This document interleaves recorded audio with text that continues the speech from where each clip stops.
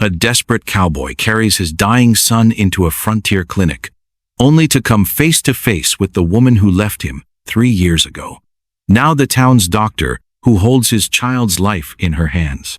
When little William points at her and innocently declares, "That's Mommy," will the truth of their shared past heal old wounds, or destroy the fragile hope of saving the boy they both love? The gunshot echoed through the canyon like thunder, sending Marcus Kane's horse into a wild panic that nearly threw both father and son from the saddle. Blood seeped through the bandage wrapped around Marcus's left shoulder as he gripped 3-year-old William tighter against his chest. The boy's fevered whimpers lost in the howling wind of the Arizona desert. "Easy, boy," Marcus whispered to his horse, though his own hands shook as he guided the animal down the rocky path toward Tombstone. The year 1867 had been cruel to wandering men, and Marcus bore the scars to prove it. Behind them, somewhere in the maze of Redstone Cliffs, the Garrett gang was still hunting. They wanted their stolen gold back, and they wanted Marcus dead for taking it. But William's burning forehead against his neck reminded him why he'd risked everything. The fever had started 5 days ago, back in the mining camp where they'd been working. By the 3rd day, the boy could barely lift his head. By the 4th, Marcus knew his son would die without proper medicine. So he'd done what desperate fathers do. He'd taken what he needed from men who had plenty. The town of Tombstone spread before them like a promise of salvation, its wooden buildings rising from the desert floor like a mirage made real. Smoke drifted from chimneys, and the warm glow of windows promised warmth and safety. Marcus had heard stories about this place, how it attracted every kind of person the frontier produced, from honest miners to deadly gunfighters. "Almost there, William," he murmured, though the boy's eyes remained closed. His small body felt like a furnace against Marcus's chest, and his breathing came in short, painful gasps that made Marcus's heart clench with fear. The main street bustled with evening activity. Cowboys rode past on their way to saloons, their spurs jingling like distant bells. Women in long dresses hurried along wooden sidewalks, baskets clutched in their hands. Children played marbles in the dirt, their laughter mixing with the sound of piano music drifting from the Silver Dollar Saloon. Marcus spotted the medical clinic between Murphy's General Store and the town's newspaper office. A simple wooden sign hung by the door. Dr. C. Mills, physician and surgeon. His heart hammered as he dismounted, his wounded shoulder screaming in protest. Every second mattered now. The clinic door stood slightly open, and warm lamplight spilled onto the porch. Marcus could hear someone moving around inside, the soft clink of glass bottles and the rustle of papers. He pushed through the door without knocking, desperation overriding manners. "Help!" he called out, his voice hoarse from days of worry. "Please, somebody help my boy." The sound of footsteps approached from the back room, and Marcus held his breath. Everything depended on the next few minutes. William stirred weakly in his arms, and Marcus felt tears he'd been holding back for days finally threatened to fall. A figure appeared in the doorway, silhouetted against the lamplight. Slender hands, a white medical coat, dark hair pinned back in a professional style. Marcus couldn't see the face clearly yet, but something about the way the person moved seemed familiar, like an echo from a half-remembered dream. "Bring him here to the examination table," came a woman's voice, calm and professional. "What are his symptoms?" Marcus stumbled forward, his legs weak from days in the saddle. "Fever, trouble breathing. Started 5 days ago up in the mining camp. He ain't eaten nothing in 2 days." The woman moved efficiently around the room, lighting more lamps and preparing medical instruments. Her movements were quick and sure, the actions of someone who'd seen plenty of sick children before. Marcus felt a flicker of hope for the first time in days. "Set him down gently," she instructed, not looking up from her preparations. "I'll need to examine him thoroughly." Marcus placed William on the padded table, the boy's small form looking even tinier against the white sheet. The woman approached with a medical bag, and Marcus finally got a clear look at her face as she leaned into the lamplight. "Time stop," The medical instruments clattered to the floor as recognition hit them both like a physical blow. Green eyes that had once looked at him with love now stared in shock. Auburn hair that he'd once buried his face in was now pulled back severely, but still achingly familiar. The face that had haunted his dreams for 3 long years was older now, marked by experience and hardship, but unmistakably hers. "Catherine," he whispered, the name falling from his lips like a prayer. Her hand flew to her throat, and for a moment she looked exactly like the young woman who'd once promised to wait for him forever. Then her professional mask slipped back into place, though Marcus could see her hands trembling slightly. "Marcus Kane," she said, her voice steady, despite the storm he could see in her eyes. "I heard you might be dead." "Not yet," he managed, though his world had just shifted off its foundation. "Catherine, Dr. Mills," she corrected sharply, turning her attention back to William. "And this is my clinic. Your son needs medical attention, and that's what he'll get." But as she leaned over the examination table, William's fevered eyes fluttered open. The boy looked up at the woman bending over him, then turned his gaze to his father. In the innocent way that only children possess, he raised one small finger and pointed directly at Catherine. "Papa," William said, in a voice barely above a whisper, but clear enough to shatter the careful walls both adults had built around their hearts. "That's Mommy." The words hit the room like a thunderclap, and Catherine Mills, once Catherine Hartwell, once the woman who'd carried Marcus's ring in her pocket and his child in her heart, froze completely. Her stethoscope slipped from her fingers, clattering against the wooden floor in the sudden silence that stretched between them like a chasm. Marcus watched her face cycle through emotions. He remembered all too well: shock, pain, longing, and finally, the iron control she'd learned to wear like armor. Her eyes, those green eyes that had once sparkled with laughter and dreams, now held the careful blankness of someone who'd survived by keeping her feelings locked away. "That's impossible," she whispered, but her voice lacked conviction. Her gaze moved between Marcus and the small boy on the examination table, and Marcus could see her making calculations, counting months and years, piecing together a puzzle she'd thought she'd buried forever. William, unaware of the adult turmoil he'd just unleashed, reached up with one tiny hand toward Catherine's face. "Pretty lady," he murmured, his fever-bright eyes trusting and innocent, like in Papa's picture. Marcus's heart stopped. The photograph, he'd forgotten about the worn daguerreotype he kept in his saddlebags, the only image he had of Catherine from their brief engagement. William must have found it during one of their long nights on the trail, when boredom led small hands to explore every corner of their few possessions. Catherine's professional composure cracked visibly. She knelt beside the examination table, her training warring with emotions she'd spent 3 years trying to forget. "Hello, sweetheart," she said softly to William, her voice gentler than Marcus had heard it moments before. "I'm Dr. Mills. I'm going to help you feel better."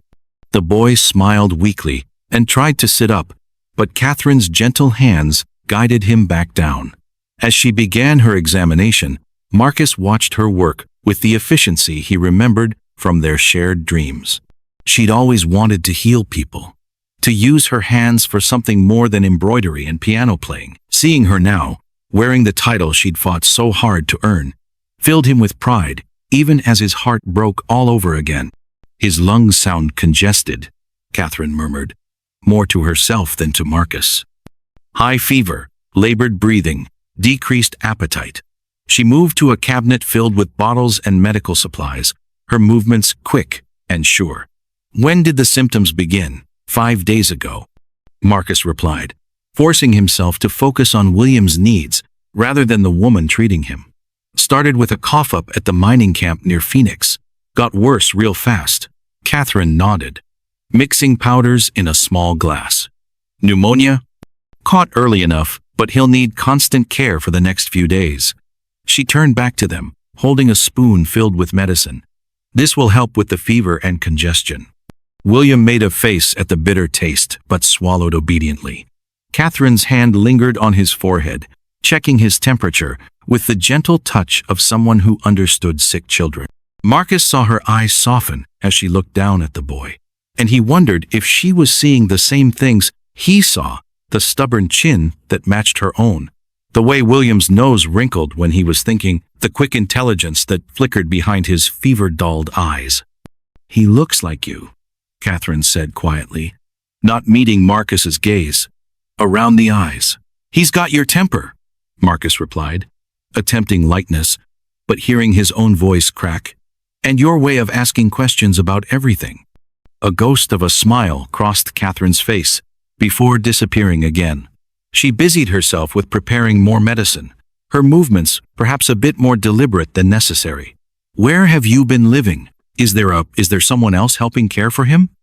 The careful way she asked the question told Marcus everything he needed to know about the assumptions she'd made over the years. "Just me and him?" he said. "Been working mining claims mostly, moving around a lot. It ain't been easy, but we manage." Catherine's hand stilled on the medicine bottles. "A mining camp is no place for a child. Neither is growing up without a father." The words came out sharper than Marcus intended, carrying years of hurt and justification. "I done the best I could. Did you?" Catherine turned to face him fully for the first time since the initial shock of recognition. "The best you could was to disappear for 3 years? To let me think you were dead? Or just didn't care enough to—" "You left me!" The words exploded from Marcus before he could stop them. "You chose your family's money over what we had. Don't act like I was the one who walked away." William stirred restlessly on the examination table, disturbed by the rising tension between the adults. Both Catherine and Marcus immediately moderated their voices, their concern for the child temporarily overriding their personal conflict. "He needs rest," Catherine said firmly, "and quiet. The boarding house down the street has clean rooms. Mrs. Patterson will give you a fair rate." Marcus nodded, gently lifting William from the table. The boy's small arms circled his neck, and Marcus felt the familiar weight of responsibility settle on his shoulders. "What do I owe you for the medicine?" Catherine hesitated. "Consider it professional courtesy." "I can pay," Marcus said, reaching for the silver watch in his vest pocket, his last item of any value. "I ain't looking for charity. It's not charity." Catherine's voice was quiet but firm. "It's what any doctor would do for a sick child." But as Marcus cradled William against his chest and headed for the door, Catherine's voice stopped him. "Marcus." He turned back to see her standing in the lamplight, looking smaller somehow than she had moments before. "Bring him back tomorrow morning. He'll need another dose of medicine, and I want to check his breathing." Marcus nodded and pushed through the door into the cool desert evening. Behind him, he could hear Catherine moving around the clinic, putting away medical supplies and banking the fire. As he walked toward the boarding house, William's fevered body warm against his chest, Marcus couldn't shake the feeling that everything had just changed forever. The boy in his arms was living proof of a love that had survived separation, bitterness, and years of silence. And the woman in the clinic, she wasn't the sheltered girl he'd once known, but someone stronger, someone who'd built a life on her own terms. Tomorrow would bring new challenges, but tonight, for the first time in years, Marcus allowed himself to hope that maybe, just maybe, some things that seemed broken forever could still be healed. Catherine's hands shook as she mixed the medicine, spilling white powder across her wooden counter. The sound of William's weak coughing filled the small room like tiny gunshots. She had delivered babies in snowstorms and treated knife wounds by candlelight, but nothing had prepared her for this moment. "His breathing is getting worse," Marcus said, his voice tight with fear. He held William against his chest, rocking back and forth like he used to when the boy was a baby. "Please, Catherine. I know things ended badly between us, but he's just a little boy." Catherine turned around, her green dress rustling in the silence. Her medical training told her to stay calm and professional. Her heart told her something completely different. "Put him on the examining table," she said quietly. "Remove his shirt so I can listen to his chest." As Marcus laid William down, the little boy opened his eyes and looked directly at Catherine. Are you really my mama? He whispered, his small voice barely audible above the wind outside. Catherine felt like someone had punched her in the stomach. She knelt beside the table, her face level with William's. I knew you when you were very small, she said carefully, before you could even walk. Papa said you went away to become smart, William continued, his fevered eyes studying her face. He said you learned how to fix people who are broken. Marcus cleared his throat.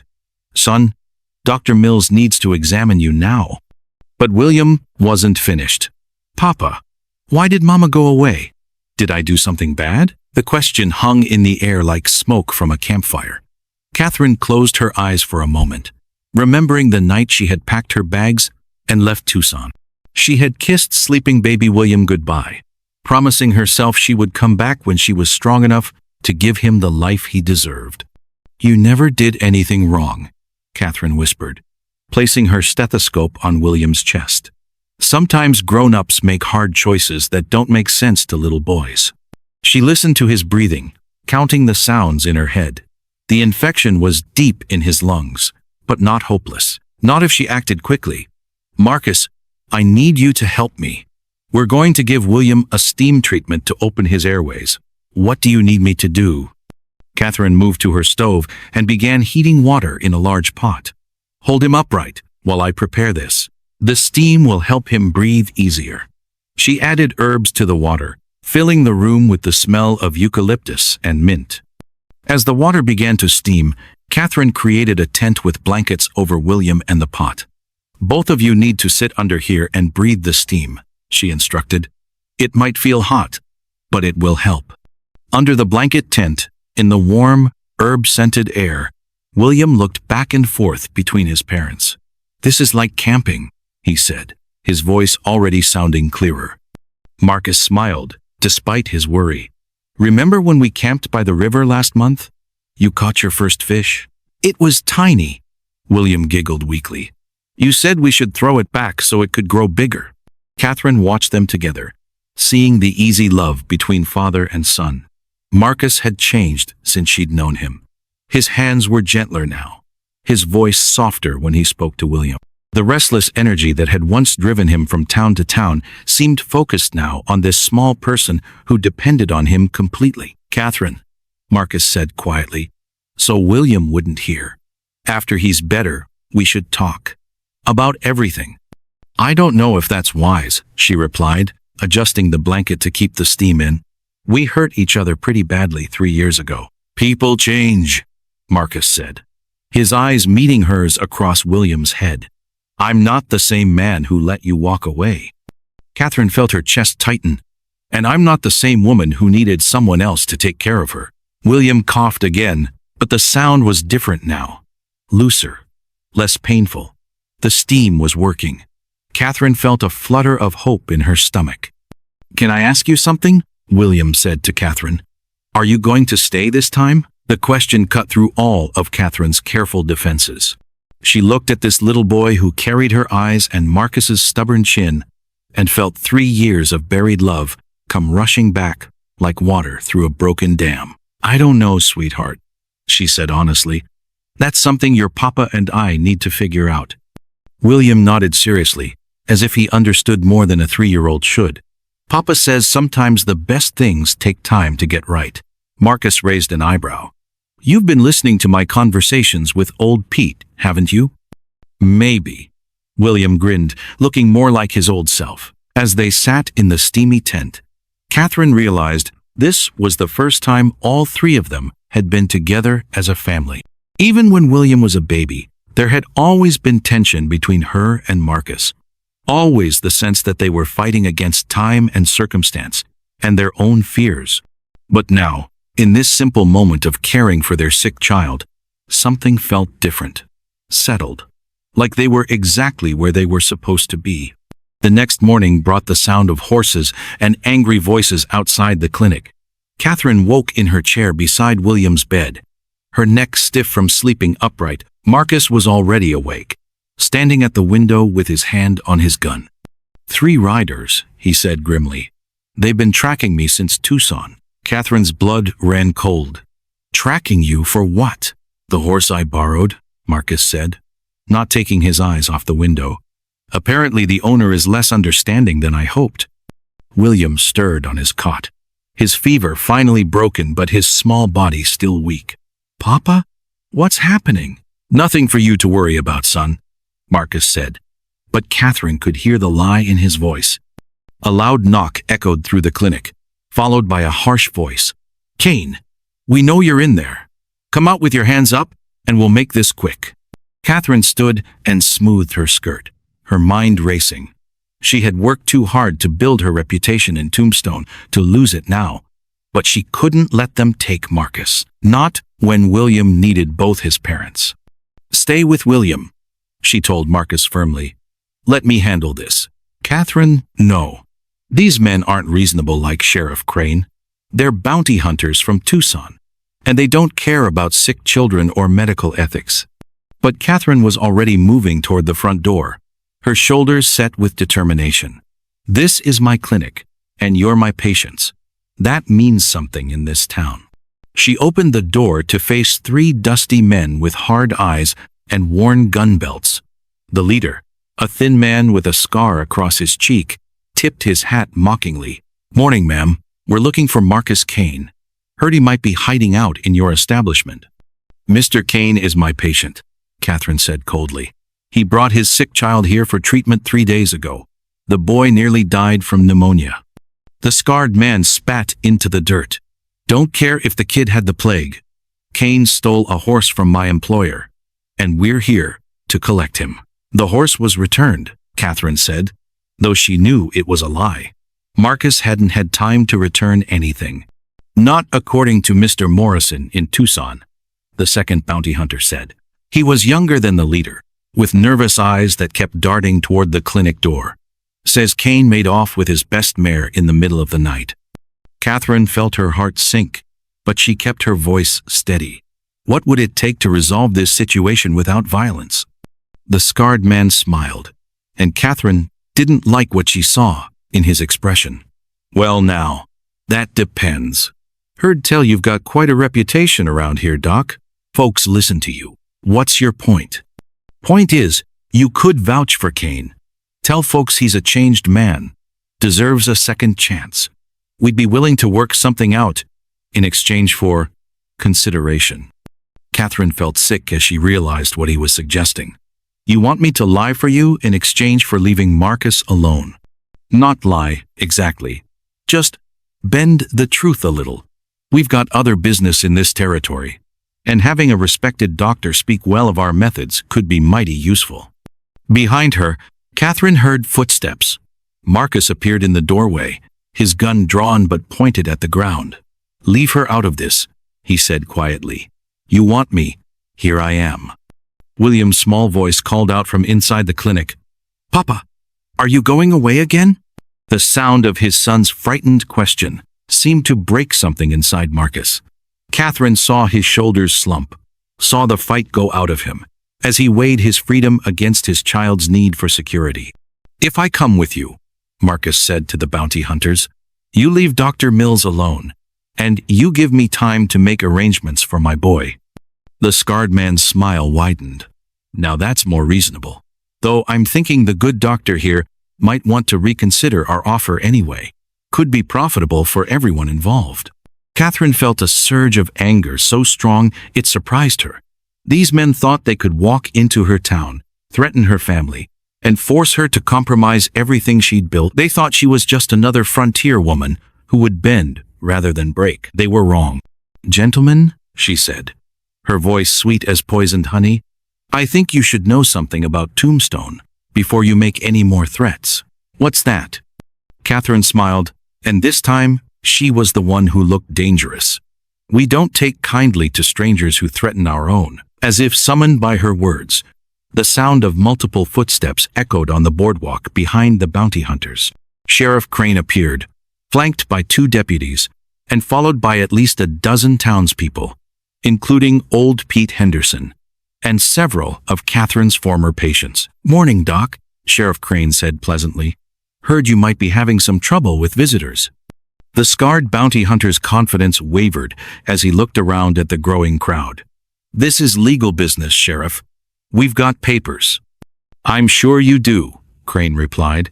But this here is Dr. Catherine Mills, and she's treated just about everyone in this crowd at one time or another. When someone threatens her, well, that becomes my business too. Old Pete stepped forward, leaning heavily on the cane Catherine had carved for him after his mining accident. Doc Mills saved my leg last year. If she says Kane's a good man, that's enough for me. Other voices joined in, a chorus of support that seemed to grow stronger with each word. Catherine felt tears prick her eyes as she realized that somewhere in the past 3 years, she had built more than just a medical practice. She had built a community, a place where she belonged. The young bounty hunter tugged at his leader's sleeve. Maybe we should reconsider, he whispered urgently. This is getting complicated. The scarred man looked around at the hostile faces surrounding them, then back at Marcus and Catherine. His hand moved toward his gun, and for a moment, violence seemed inevitable. But then William's voice called out again from inside the clinic, weak but determined. Papa, don't go.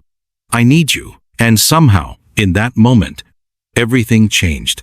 The sound of metal spurs scraping against wooden boards cut through the morning silence like a knife through paper. Marcus jerked awake from his chair beside William's bed, his hand moving to his gun before his eyes were fully open. Outside the clinic window, 3 dark shapes moved across the dusty street like vultures circling their prey. Papa? William's small voice was stronger now, but still weak from his sickness.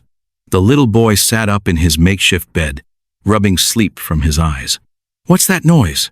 Catherine appeared in the doorway between the front room and her living quarters, still wearing her nightgown, but alert as a wild animal sensing danger. Her green eyes met Marcus's across the room, and he saw understanding flash between them without a single word being spoken. Robert Kane! The voice boomed from outside, rough as sandpaper and twice as mean. We know you're hiding in there like a scared rabbit. Marcus cursed under his breath, then caught himself as William's eyes widened.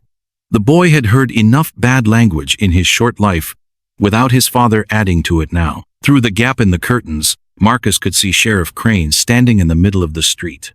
The lawman wore a black hat pulled low over his eyes, and his hand rested on the handle of his gun like it belonged there. 2 younger men flanked him on either side, their badges catching the early morning sunlight. That horse you took wasn't yours to take, Crane called out again. Owner wants it back, along with your hide. Catherine moved quickly to William's side, her bare feet silent on the wooden floor. She pulled the boy close to her chest, and Marcus felt his heart twist as he watched her natural protective instincts take over. This was what he had dreamed about during all those lonely nights on the trail. Catherine caring for their son like the mother she had always been meant to be. How many bullets do you have? Catherine whispered, her voice so low that only Marcus could hear. 6 in the gun, maybe a dozen more in my belt. Marcus checked his weapon, spinning the cylinder with practiced ease. But I won't shoot unless they come through that door. They will, Catherine said simply. Crane's not the type to give up easy. Outside, the sheriff was growing impatient. His boots echoed on the boardwalk as he paced back and forth like a caged mountain lion. You got 1 minute to come out peaceful like, Kane. After that, we're coming in after you. William pressed his face against Catherine's shoulder, and she stroked his blonde hair with gentle fingers. Mama Cat, he whispered, using the name he had given her during his fever dreams. Are the bad men going to hurt Papa? Catherine's eyes filled with tears, but her voice stayed strong. Not if I can help it, sweetheart. Marcus felt something break open inside his chest at hearing his son call Catherine by a mother's name. For 3 years, he had carried the weight of raising William alone, never letting the boy know how much he missed having a woman's gentle touch in their lives. Now, watching Catherine hold their child like he was the most precious thing in the world, Marcus realized that some wounds could heal if given the right chance. Time's up, Kane. Crane's voice was getting closer to the door. Marcus made a decision that surprised even himself. Instead of reaching for his gun, he walked to the window and pushed it open wide enough for his voice to carry clearly. "Crane," he called out. "I've got something to say before you come busting in here like some kind of wild man." "Talk fast," came the reply. "My boy was dying, burning up with fever and barely breathing." Marcus's voice carried across the street, and he noticed a few townspeople had started to gather on the far boardwalk to watch the drama unfold. "Would you let your child die because you were worried about borrowing a horse?" There was silence from outside. Catherine looked at Marcus with something like hope in her eyes. "That horse belongs to someone else," Crane finally said, but his voice had lost some of its earlier fire. "And I'll make sure it gets back to him," Marcus replied, "with money to cover its use and an apology for taking it without asking. But I won't apologize for saving my son's life." Catherine stood up slowly, still holding William in her arms. She walked to the door and placed her hand on the wooden frame, as if drawing strength from the solid barrier between them and the armed men outside. "Sheriff Crane," she called out, her voice clear and professional. "This is Dr. Catherine Mills. These people are under my medical care." Marcus heard surprised murmurs from the men outside. Catherine had earned respect in Tombstone during her months of practice here, delivering babies and treating injuries without asking questions about who could pay and who could not. "Doc Mills." Crane's voice had changed completely now, taking on the polite tone men used when talking to respectable women. "Didn't know you were mixed up in this." "I'm not mixed up in anything," Catherine replied firmly. "I'm doing my job as a doctor. This man brought his sick child to me for treatment, and I provided it. The child nearly died from lung fever." William stirred in Catherine's arms and looked toward the door with curious eyes. "Is that the sheriff, Mama Cat?" Catherine's voice caught slightly as she answered. "Yes, sweetheart. He's just doing his job, like I do mine." Marcus felt pride swell in his chest as he watched Catherine handle the situation with calm intelligence. This was the woman he had fallen in love with. Not just beautiful, but brave and smart and willing to stand up for what she believed was right. Outside, they could hear Crane talking in low voices with his deputies.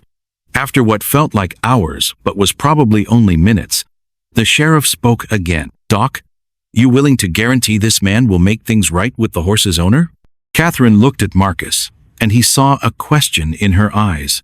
This was her chance to walk away, to let him face the consequences of his choices alone. Instead, she squared her shoulders and spoke with absolute certainty. "I guarantee it personally, Sheriff Crane. Marcus Kane will return that horse and pay for its use." The silence that followed was broken only by the sound of William's quiet breathing and the distant noise of the growing crowd across the street. Sheriff Crane's boots hit the boardwalk with heavy thuds as he climbed the steps to the clinic door. Marcus tensed, his hand moving toward his gun, but Catherine shot him a warning look that stopped him cold. She adjusted William in her arms and walked to the door with steady steps. "Put that weapon away," she whispered fiercely to Marcus. "Trust me." The door opened before Catherine could reach for the handle, and Crane filled the doorway like a dark thundercloud. He was taller than Marcus remembered, with gray hair showing beneath his black hat and lines around his eyes that spoke of too many years chasing outlaws across dangerous territory. "Sheriff," Catherine said politely, as if she were greeting him for Sunday dinner, instead of facing down an armed lawman. "Please come in." Crane removed his hat as he stepped inside, his deputies remaining on the porch behind him. His eyes swept the small clinic, taking in the medical supplies, the clean bandages, and the makeshift bed where William had been recovering. When his gaze landed on the little boy in Catherine's arms, something in his expression softened. "That the sick child?" he asked quietly. "This is William," Catherine replied, turning slightly so Crane could see the boy's face. "He's been fighting pneumonia for the past week." William studied the sheriff with the fearless curiosity that only small children possess. "You got a big hat," he observed seriously. Despite everything, Crane's mouth twitched into what might have been the beginning of a smile. "I do at that, son." Marcus watched this exchange with growing amazement. Catherine had somehow managed to turn what should have been a tense confrontation into something that felt almost like a social visit. She had a gift for reading people and knowing exactly how to approach them. "Sheriff Crane," Catherine continued, "I've been practicing medicine here in Tombstone for 8 months now. In that time, I've seen fathers do desperate things to save their children. I've seen men steal medicine from my supplies when they couldn't afford to pay for it. I've seen women walk 20 miles through dangerous country just to bring their babies to someone who might be able to help." Crane nodded slowly, his weathered face thoughtful. "What I haven't seen," Catherine went on, "is anyone do something like that for selfish reasons. When a parent breaks the law to save their child's life, they're not thinking about themselves. They're thinking about love." The sheriff's eyes moved from Catherine to Marcus, studying the younger man with careful attention. "Kane, that true what the doc says? You took that horse just to get the boy to medical help?" Marcus straightened his shoulders and met Crane's gaze directly. "Yes, sir. William was burning up with fever, barely breathing. I tried to buy passage on the stage, but they wouldn't take a sick child. The livery stable owner was drunk and wouldn't rent me a horse. So I borrowed one, with every intention of bringing it back once my son was safe." "Borrowed," Crane repeated, and there was something that might have been amusement in his voice. "Yes, sir. Borrowed." William squirmed in Catherine's arms and reached out toward his father. Marcus stepped forward and took the boy, holding him close against his chest. The simple gesture seemed to say more about his character than any words could have. "Doc Mills," Crane said slowly, "you willing to put your reputation behind this man's promise to make things right?" Catherine didn't hesitate for even a second. "Absolutely. And you, Kane? You got the money to pay for using that horse?" Marcus felt his face burn with shame as he reached into his vest pocket and pulled out the silver pocket watch, the last valuable thing he owned in the world. "I can sell this. Should be enough to cover the horse's use and then some." Crane examined the watch, turning it over in his hands. It was a fine piece, engraved with Marcus's initials, and obviously worth a good sum of money. "This belonged to your father?" "My grandfather," Marcus replied quietly. "It's all I have left of my family, except for William." The sheriff handed the watch back to Marcus, his expression unreadable. "Keep it." "Sir?" "I said keep it." Crane turned to Catherine. "Doc, you got any odd jobs around here that need doing? Seems to me a man who's handy with tools might be able to work off his debt instead of selling family heirlooms." Catherine's face lit up with understanding. "As a matter of fact, Sheriff, I've been needing someone to expand the clinic.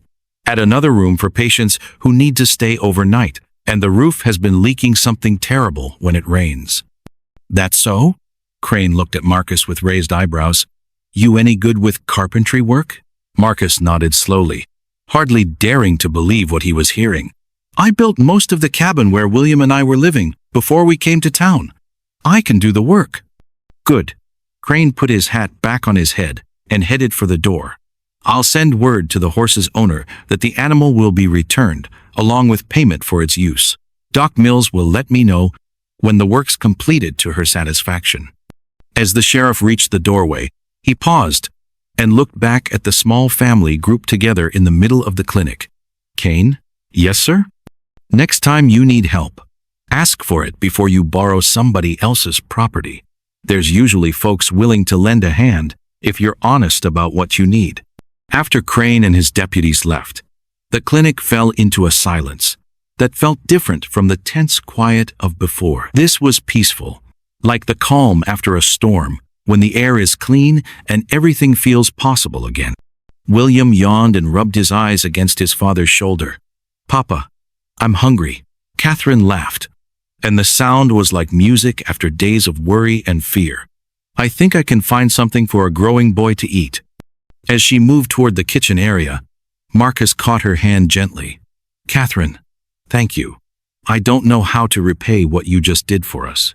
She squeezed his fingers and smiled. "You can start by staying around long enough to keep your promise to the sheriff. This town could use a good carpenter. And," she paused, looking at William with soft eyes. And this boy could use some stability in his life. Marcus felt something settle in his chest, like a puzzle piece finally finding its proper place. For the first time in years, the future looked like something worth building, instead of something to run toward or away from. The gunshot that shattered the morning quiet wasn't meant for Marcus. It was meant for the rattlesnake coiled beneath William's bed. Catherine's hand stayed steady as she lowered the smoking pistol, her eyes never leaving the dead serpent that had somehow slithered into the clinic during the night. William sat bolt upright, his fever finally broken, staring wide-eyed at the woman who had just saved his life for the second time in a week. "Well," Marcus said, his heart still pounding from the scare, "I guess that answers whether you learned to shoot during those years back east." Medical college wasn't exactly in the safest part of Chicago, Catherine replied, checking William for any signs of fright. The boy seemed more fascinated than scared, pointing at the snake with curious eyes. Besides, frontier doctoring requires more than just book learning. Outside, curious townspeople were gathering at the sound of the gunshot.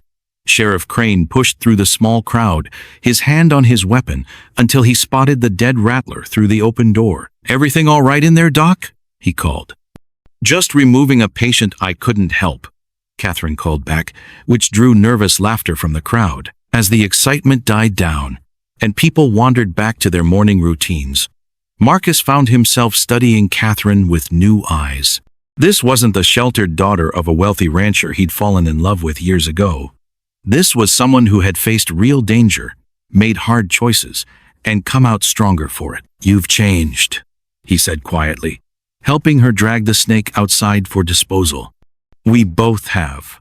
Catherine wiped her hands on her apron, then knelt beside William, who was now fully awake and asking for breakfast. "The question is whether we've changed in ways that fit together or in ways that pull us apart." Before Marcus could answer, a commotion erupted in the street. A rider was approaching fast, dust clouds trailing behind his galloping horse. The man looked familiar, too familiar. Marcus felt his stomach drop as he recognized Dutch Morrison, a man he'd hoped never to see again. Dutch had been Marcus's partner in several mining ventures, including the ill-fated silver claim near Tucson that had ended in disaster. More importantly, Dutch knew things about Marcus's past that could destroy any chance of rebuilding his life here in Tombstone. "Well, well," Dutch called out as he dismounted, his voice carrying the false cheer of a man with bad intentions. "If it isn't Marcus Kane, playing house with the pretty doctor." Catherine stepped protectively closer to William, her instincts sharp. She might not know who this stranger was, but she could read trouble in his cocky smile and the way his eyes took inventory of everything valuable in sight. "Dutch," Marcus said carefully, moving to block the man's view of his family. "Didn't expect to see you in these parts." "Bet you didn't." Dutch spat in the dirt and grinned. "Especially not after what happened to our claim. You remember the one where you took all the silver and left me to deal with the angry investors?" The accusation hung in the air like smoke from a bad fire. Marcus felt Catherine's questioning gaze burning into his back, and he knew that whatever trust they'd been rebuilding was about to be tested in ways he hadn't prepared for. "That's not how it happened," Marcus said quietly. "Ain't it?" Dutch pulled a folded paper from his vest. "Got me a warrant here, says otherwise. Says you stole partnership money and fled to avoid prosecution. Been tracking you for months, Kane. Lucky for me, you always were too sentimental to go far from civilization." William tugged on Catherine's skirt, confused by the tension crackling between the adults. She picked him up, holding him close while keeping her eyes on the confrontation unfolding before her. "You've got 5 minutes to say your piece and move along," Catherine said firmly. "This is private property, and you're disturbing my patience." Dutch laughed, but there was no humor in it. "Your patience? Lady, do you have any idea what kind of man you're harboring? Kane here has left a trail of broken promises and stolen money from here to California. He's a liar, a thief, and a coward who runs when things get tough." "That's enough," Marcus said. his hand moving instinctively toward his gun. "Is it true?" Catherine's voice was barely a whisper, but it cut through Marcus like a blade. "About the partnership money?" Marcus turned to face her, seeing his worst fears reflected in her eyes. "Catherine, I can explain." "Can you?" Dutch interrupted. "Can you explain how you convinced our investors to front money for equipment, then sold that same equipment and disappeared with the profits? Can you explain how 3 families lost their savings because they trusted you?" The weight of old shame settled on Marcus's shoulders like a lead blanket. He'd convinced himself over the years that he'd done what was necessary to survive, that the investors had known the risks. But looking at Catherine's face now, seeing the doubt creeping back into her eyes, he realized how his actions must look to someone who'd built her life on helping others instead of taking advantage of them. "The claim was worthless," Marcus said finally. "The silver played out after 2 weeks. I sold the equipment to pay back what I could and used the rest to survive until I could find work. I wasn't stealing. I was trying to salvage something from a disaster." "And did you tell the investors that?" Catherine asked quietly. Marcus's silence was answer enough. Dutch's grin widened. "See? Once a liar, always a liar. You really want to trust this man with your life, lady? With that boy's life?" Catherine set William down gently and walked into the clinic without a word. Marcus started to follow, but she held up a hand to stop him. "I need to think," she said, her voice hollow, "about everything." The door closed between them with a soft click that sounded like a gunshot to Marcus's ears. Outside, Dutch was already mounting his horse, his mission accomplished without having to use the warrant at all. "Always was too easy, Kane," he called out as he rode away. "Breaking your toys, I mean." Marcus stood alone on the boardwalk, watching the dust settle from Dutch's departure. Around him, the town went about its business, but he felt more isolated than he had since the day Catherine first left him. The trust they'd begun to rebuild lay in pieces at his feet, and he wasn't sure he had the strength to pick up those pieces again. Through the clinic window, he could see Catherine holding William, rocking him gently as she stared out at nothing. The boy was pointing toward the door, asking questions his mother couldn't answer. Marcus realized that this moment would define everything that came after. He could run again, as Dutch had accused him of doing, or he could stay and face the consequences of choices he'd made in desperation years ago. But this time, it wasn't just about him. It was about the family he'd found and lost and found again, and whether love could survive the weight of uncomfortable truths. The sun climbed higher in the Arizona sky, indifferent to the human drama playing out below, while Marcus Kane stood at the crossroads between his past and his future, knowing that whatever choice he made next would echo through the rest of his life. The letter arrived on a Tuesday morning in late spring 1868, carried by a dusty rider who refused payment and disappeared before anyone could ask questions. Marcus found it slipped under the clinic door when he arrived with fresh supplies from the general store. The envelope was expensive paper, the kind used by lawyers and government officials, and his name was written in careful script across the front. His hands shook slightly as he broke the wax seal. Inside, the message was brief and life-changing. Claims investigation complete. Dutch Morrison found guilty of fraud and theft. Partnership money recovered from hidden accounts. Your reputation cleared. Compensation enclosed. Territorial Marshal's Office, Tucson. Attached was a bank draft for more money than Marcus had seen in years, not just his original investment returned, but his share of profits from claims that Dutch had been working secretly with stolen partnership funds. "What is it?" Catherine asked, emerging from the back room where she'd been mixing medicines. The past 3 weeks had been difficult between them, full of careful conversations and unfinished sentences. She'd been professional, even kind, but the easy intimacy they'd been rebuilding had vanished like morning mist. Marcus handed her the letter without speaking. He watched her face change as she read, saw surprise replace the careful distance she'd maintained since Dutch's visit. "You were telling the truth," she said quietly. "Part of it." Marcus sat heavily in the chair beside William's bed, where the boy was playing with wooden blocks Catherine had carved for him. I did take money from the partnership, Catherine, but not the way Dutch said. The investors knew the claims were failing. I took what was left to keep everyone from losing everything. Dutch had already stolen most of it and blamed me.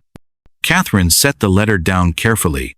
Why didn't you tell me this 3 weeks ago? Because I wasn't sure you'd believe me. And because part of what Dutch said was true, I have made mistakes. I have broken promises. I did run when things got hard. Marcus looked down at his hands, callous now from months of honest work at the clinic. I was afraid that if I tried to defend myself, you'd think I was just making excuses. William looked up from his blocks, sensing the serious tone of the adult conversation. Mama sad? He asked, reaching for Catherine. The word mama still caught both adults off guard, but Catherine didn't correct him anymore. She lifted the boy into her lap, settling him against her shoulder. Not sad, sweetheart. Just thinking. About Papa? Catherine's eyes met Marcus's across the small room. Yes, about Papa. Marcus stood and walked to the window, looking out at the bustling street where their neighbors went about their daily lives. Mrs. Henderson was hanging laundry. Old Pete was whittling on his porch, and the baker's children were playing tag between the buildings. It was a simple life, but it was real in ways that his years of chasing schemes and dreams had never been. I want to use this money to expand the clinic, he said without turning around. Hire another doctor, maybe a nurse. Build a real hospital for this territory. That would help a lot of people, Catherine said carefully. It would also mean staying put. No more chasing after the next big opportunity. No more leaving when things get complicated. He turned to face her. I know I don't deserve another chance, Catherine. I know I hurt you before, and I know Dutch's visit brought back all the reasons you left in the first place. But I'm asking anyway. Catherine was quiet for a long moment, stroking William's hair as he dozed against her shoulder. When she finally spoke, her voice was steady but soft. Do you know what I learned in medical school that they don't teach in books? Marcus shook his head. That healing isn't about being perfect. It's about being willing to do the work, even when it's hard, even when you make mistakes along the way. She shifted William to a more comfortable position. People get sick again after you cure them. Bones break after you set them. But you don't give up on them because they're not perfect patients. What are you saying? I'm saying that maybe we've both been expecting too much perfection from each other. You've been trying to prove you're worthy of love, and I've been waiting for guarantees that you'll never hurt me again. She smiled, and it was like sunrise after a long night. But love isn't about being perfect, Marcus. It's about choosing each other anyway. Marcus felt something tight in his chest begin to loosen. Even after everything? Especially after everything. Because now we know who we really are, not just who we wanted to be. That evening, as the three of them sat down to dinner in the small apartment behind the clinic, William surprised them both by standing up in his chair and holding out his wooden cup. Toast, he announced, having seen the adults in the boarding house do this during celebrations. Catherine and Marcus looked at each other and laughed, the sound mixing with the warm light from the oil lamps. They raised their own cups to meet his. What are we toasting, little man? Marcus asked. William thought seriously for a moment, then grinned. Family. Family, Catherine agreed, her eyes bright with tears. Family, Marcus echoed, and meant it in ways he'd never understood before. Outside, the Arizona territory stretched vast and wild under a blanket of stars. There were still challenges ahead, patients to treat, a hospital to build, a community to serve. There would be arguments and misunderstandings, mistakes and forgiveness. All the complicated business of people choosing to love each other despite their flaws. But inside the little clinic, where a desperate father had once brought his dying son, three people who had found each other against all odds sat together around a simple table, sharing simple food and creating something that would last longer than any silver strike or gold claim a home built.